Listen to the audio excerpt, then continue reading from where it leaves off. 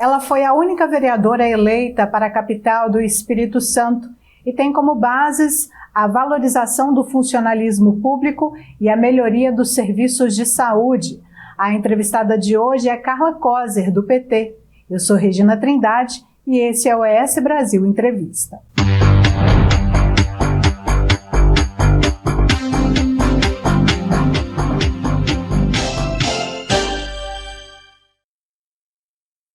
Vereadora Carla Coser, obrigada por estar aqui e participar conosco da entrevista aqui na ES Brasil. Obrigada, é um prazer estar aqui conversando com você, Regina. Para a gente é sempre um espaço muito importante, essa interlocução com as mídias sociais, com a imprensa, para que a gente fale um pouco do nosso trabalho, para que as pessoas conheçam o que a gente está fazendo aqui em Vitória. Então, eu te agradeço imensamente esse convite.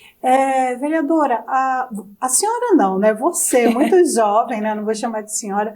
Você é a única mulher atualmente na Câmara de Vereadores de Vitória, né? Eu gostaria que falasse um pouco das ações que estão sendo articuladas pelo seu mandato também e sobre essa questão de você ser a única mulher do mandato, né? A gente teve a deputada Camila Valadão, que era vereadora, agora é deputada estadual, que estava sempre com você lá, né, na Câmara, mas agora você como a única mulher. Então, quais são as prerrogativas aí do seu mandato e essa posição sua, né, como única mulher? Olha, é bem desafiador ser a única mulher da Câmara de Vitória. Eu falo isso, é um orgulho estar representando as mulheres, mas é muito solitário. A gente acredita que a política tinha que ser ocupada por, no mínimo, 50% de mulheres, já que nós somos 50% da população. Então, apesar de orgulhosa, eu acho bastante solitário. A participação feminina na política é uma das bandeiras do nosso mandato, para que meninas e mulheres saibam que a política também é um espaço para elas ocuparem. Atualmente, e naturalmente durante todo o meu mandato, a gente tem 3 bandeiras principais, que foram com as quais eu defendi durante a minha campanha. Uma cidade para mulheres, uma cidade mais humana e uma cidade sustentável. Nesse tripé que é pautado o nosso mandato, numa defesa dos serviços públicos de qualidade, dos servidores públicos e da importância deles para a nossa cidade, de uma política mais humana na área da segurança pública, na área da educação, da assistência social, e pensando nesse recorte de uma cidade para mulheres, porque eu sempre repito isso como um mantra. Se a gente melhorar a vida das mulheres, a gente está melhorando a vida de toda uma cidade. Então, são desafios grandes que a gente tem numa capital como Vitória, uma cidade que tem muito recurso, mas muitas vezes, na nossa avaliação, ele não está sendo empregado nas prioridades que a nossa cidade precisa, e por conta disso, o nosso mandato se pauta nessa fiscalização das ações da Prefeitura Municipal de Vitória e na proposição de indicações e projetos de leis que a gente acha que vai melhorar a vida do nosso cidadão. 2 pontos que a gente pode trazer aqui para a discussão é sobre o descaso, né, do centro de ST de Vitória e também do restaurante popular, né, que está desativado. Como que o seu mandato está trazendo essa proposta para discussão, para debate, e de que forma o administrativo, né, o executivo municipal, aliás, está recebendo essas propostas? Olha, Regina, a saúde de Vitória está um caos. A saúde de Vitória está ruim nos pronto-atendimentos de São Pedro e da Enseada do Suá, da Praia do Suá.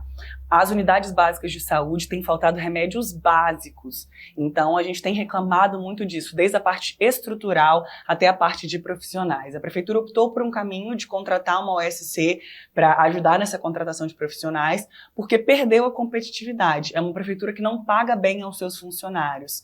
Então, são muitos os desafios e a gente acredita que a Prefeitura não tem enfrentado eles da maneira correta. Chamando para o concurso público agentes comunitários de saúde e endemias que dão suporte a essas ações, melhorando as condições de trabalho dos médicos e de todos os profissionais da saúde, garantindo a eles essas condições de trabalho para exercer o melhor serviço possível. Então, esse descaso e essa falta de gestão, muitas vezes, tem sido o maior problema. O centro de ST é um símbolo disso, porque a gente tem um espaço super importante que cuida de pessoas que vivem com AIDS e que podem viver normalmente, mas infelizmente estão abandonados. A gente tem poucos profissionais que trabalham numa rotina reduzida e que quando um desses eventualmente tem que faltar ou fica doente ou precisa de uma licença, quase que o trabalho fica parado. E a gente não pode deixar isso acontecer, porque a vida dessas pessoas literalmente depende disso. No que diz respeito ao restaurante popular, foi uma promessa do prefeito de campanha. Eu faço essa cobrança todos os dias porque o Restaurante Popular é uma das obras das quais eu tenho o maior orgulho, porque ela foi feita durante a gestão João Coser, ex-prefeito de Vitória, que é meu pai, e a gente acredita nessa política pública como uma das mais transformadoras.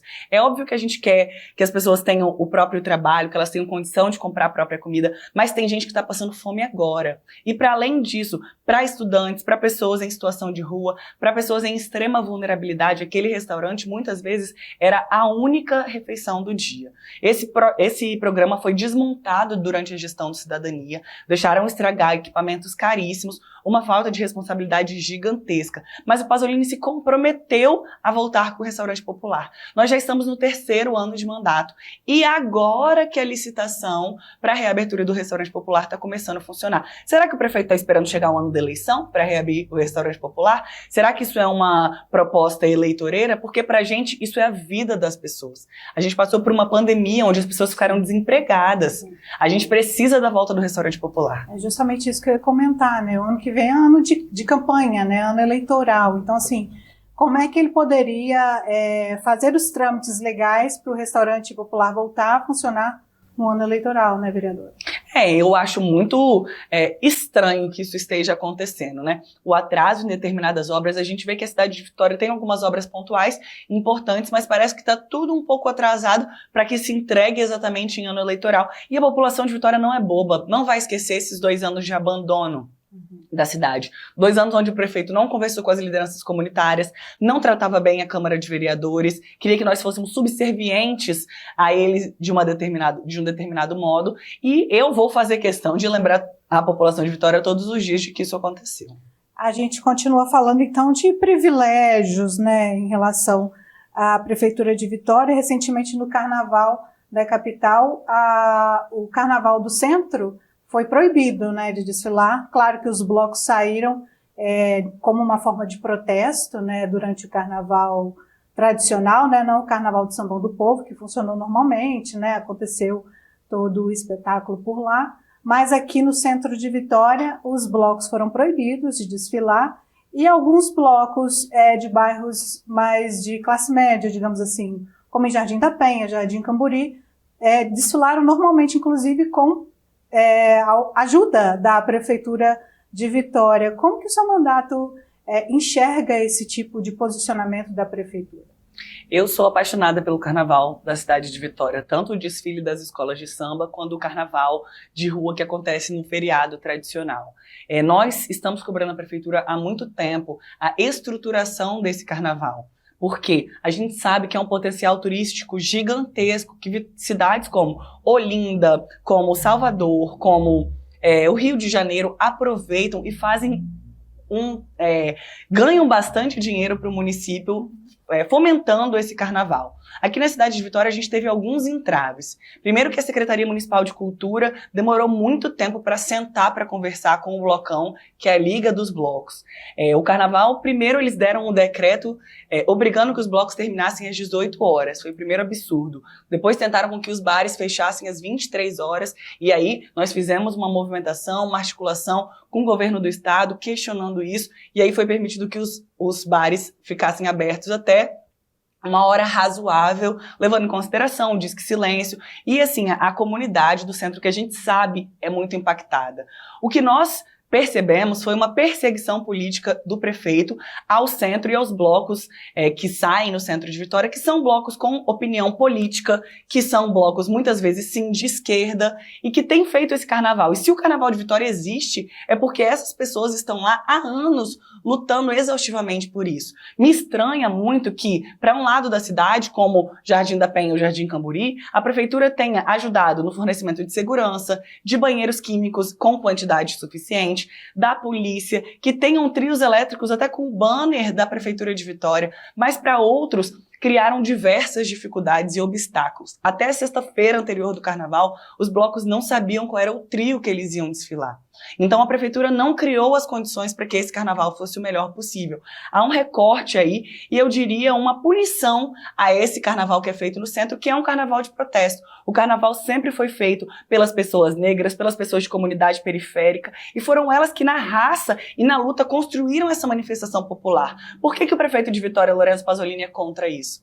Por que ele não deixou esse carnaval funcionar? Eu estarei cobrando para que no próximo ano o carnaval seja melhor ainda. Essa é uma das prioridades do nosso mandato. É porque uma das justificativas, né, que foi dada pela prefeitura e também pelos órgãos que estavam envolvidos nessa proibição foi o silêncio, né, o barulho excessivo, aliás, e o lixo na Baía de Vitória. E aí na internet, né, você sempre vê uma opinião ou outra, e uma me chamou bastante atenção, que seria a instalação de redes ali na beira-mar, né, de forma que a pessoa não conseguisse jogar o lixo ali, né? Então nem isso foi pensado pela prefeitura. Para além disso, eu acho que outras cidades fazem dinheiro com o lixo do carnaval. Isso foi apontado pela minha colega vereadora agora deputada estadual, Camila Valadão, e eu fiquei muito impactada, porque realmente eu faço carnaval há muitos anos já aqui em Vitória, nunca fui para o Carnaval do Rio nem para o Carnaval de Salvador, mas as associações de catadores de lixo, elas são parceiras das prefeituras nesses carnavais. Quando o bloco passa, e entre um e outro, já catam tudo. E essas famílias conseguem uma quantidade de renda extra, na verdade, né, durante o ano, exatamente na época do carnaval. Então você associa empreendedorismo para essas pessoas, limpeza pública, saneamento, e além disso você garante que uma cidade está limpa e convidativa para os turistas. Então existem diversos modelos a ser seguidos, que podem ser copiados. A gente não está pedindo para a Prefeitura de Vitória inventar a roda, fazer uma parceria com uma distribuidora de cerveja que pode patrocinar o carnaval. Nós tivemos 80 mil pessoas na rua. Olha o potencial disso. Que empresa que não vai querer ter 80 mil pessoas vendo o seu produto sendo exposto? É só a gente conseguir garantir a viabilidade dessa festa. Ainda falando sobre essa comunicação, né, com o executivo, a administração municipal, vereadora, recentemente o projeto Escola Sem Partido ele foi, né, derrotado em plenário, né, foi bastante comemorado, inclusive, pela senhora, não, por você, gente, que ela é muito nova. Falar senhora não dá, por você, enfim, e pelos colegas. Você acredita que essa derrota, né, do Escola Sem Partido tenha sido uma resposta do Legislativo em relação ao avanço de pautas de extrema-direita? Eu acho que podemos colocar assim, né, pautas de extrema-direita que estão acontecendo na Câmara de Vitória? Eu acho que a derrota do Escola Sem Partido é um sinal de mudança dos ventos que a gente tem na política no Brasil em geral. Escola Sem Partido é mais um fantasma que foi inventado pela extrema-direita de que existiria uma doutrinação comunista nas escolas. Um grande absurdo. A gente precisa discutir a escola sem estrutura, a escola sem professor, a escola sem água, mas isso não quer ser discutido por essas pessoas. Eles querem inventar mais esse fantasma para eles lutarem contra esse inimigo que não existe. Foi uma derrota muito importante, porque durante os 2 últimos anos, né, o biênio passado, o presidente da casa era o Davi Ismael, que é um dos proponentes desse projeto, e havia um clima ruim para votações de projetos de autoria do Davi, por ele ser presidente, pela posição de autoridade que ele estava naquele momento.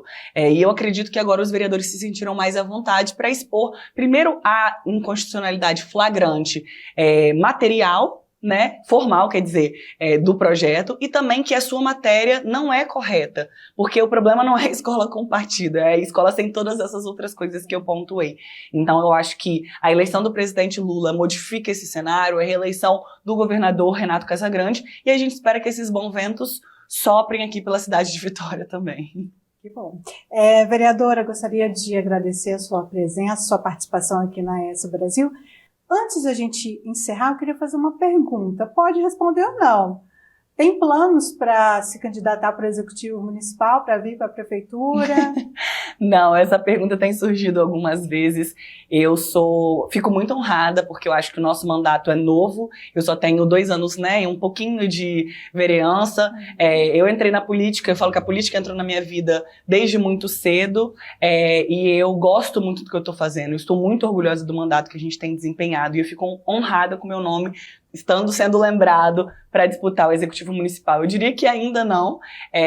Eu acho que vai ser uma honra um dia disputar a Prefeitura de Vitória, mas eu sou candidata quando chegar, né, a reeleição da vereança, quero continuar esse mandato que a gente tem feito, quero ocupar esse espaço, continuar lutando pela cidade de Vitória. Tenho certeza que o Partido dos Trabalhadores vai ter um nome forte para disputar a Prefeitura, a gente tem projeto para essa cidade, a gente já transformou essa cidade 2 vezes com o Vitor Buarque, com o João Coser, e a gente com certeza vai disputar esse espaço. Mas no momento ainda não é o meu nome, mas fico honrada com a lembrança. Tá certo. Muito obrigada, vereadora. Esse foi o ES Brasil Entrevista, mais um produto da revista ES Brasil. Lembrando que você pode acessar outros conteúdos nas plataformas de streaming, no nosso YouTube e, é claro, no nosso portal www.esbrasil.com.br. Não se esqueça de acessar as nossas redes sociais. Até mais!